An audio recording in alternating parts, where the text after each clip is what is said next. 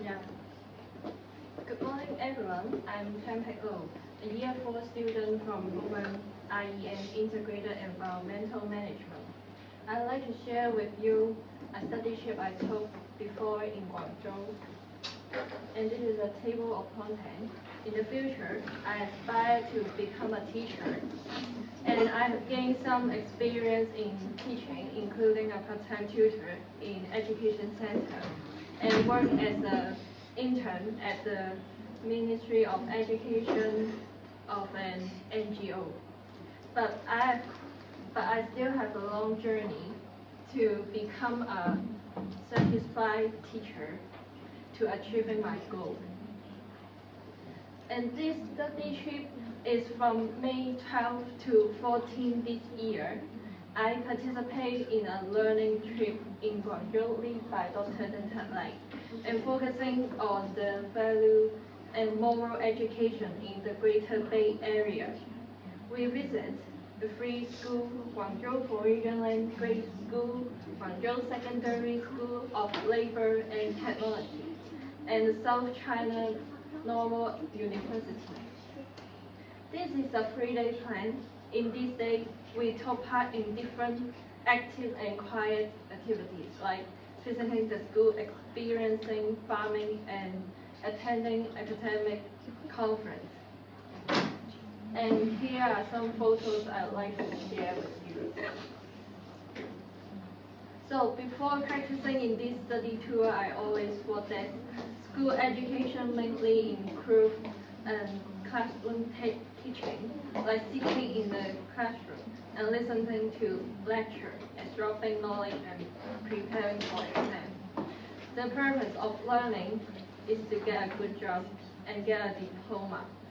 So why did I decide to participate in this study trip? It's because it was affordable. I could experience picnics and enjoy a buffet, all of which sound much more relaxed and enjoyable than attending classes. And at academic seminar held at 3 days at Free School, we exchange observation and insight on Hong Kong education model. The differences in educational practice across the Greater Bay Areas challenged my initial preconceived notion about the theoretical learning. For example, I initially thought integrating education into agricultural activities could be challenging because I had always focused on textbook analysis. However, the Greater Bay Area, I realized the value in incorporating practical experience into education. The students' enthusiastic participation in farming activities changed my perspective. Moving forward, I plan to incorporate critical analysis into my teaching method to cultivate students' moral judgment and global perspective. The second activity was preparing dinner together as a group of 6. We split into pairs, each person responsible for a different task, and I was in charge of cooking rice and making soup. This was our first time cooking outdoor as a team. However, we encountered many problems, like new tools and ingredients, plus limited supplies, make things quite challenging and tricky. When the ingredients were running low, we had to quickly think and adjust the menu. So we changed the pork with soup to a pork and vegetable soup. I actively communicate with my teammates, helping each other, and adapt flexibly to change. Once I accidentally select the wrong bowl for cooking rice, but my teammates quickly remind me, preventing a bigger problem. Luckily, I was only rinsing the rice at the time. In the end, the food tastes even better than we expect, and everyone enjoyed very much. This experience deepened our friendship and teamwork, and taught us the importance of teamwork and mutual support. In the era of global automation and AI, how to get a new generation of students to respect manual labor and understand where food comes from is a global agricultural organization of the nation is also promoting. At the end of the trip, one-on-one talk happens between teacher and students to share their ideas and thoughts. The trip opens my eyes with lots of news experience like a picnic. When asked about Hong Kong education's future, I had trouble to give a good answer because I focus more on the current moment than the right and wrong issue. For example, in farming, I prioritize cultivation method over the significance of activities. I consult with my mentor and peers to better understand and document the entire process on my phone to organize my thoughts.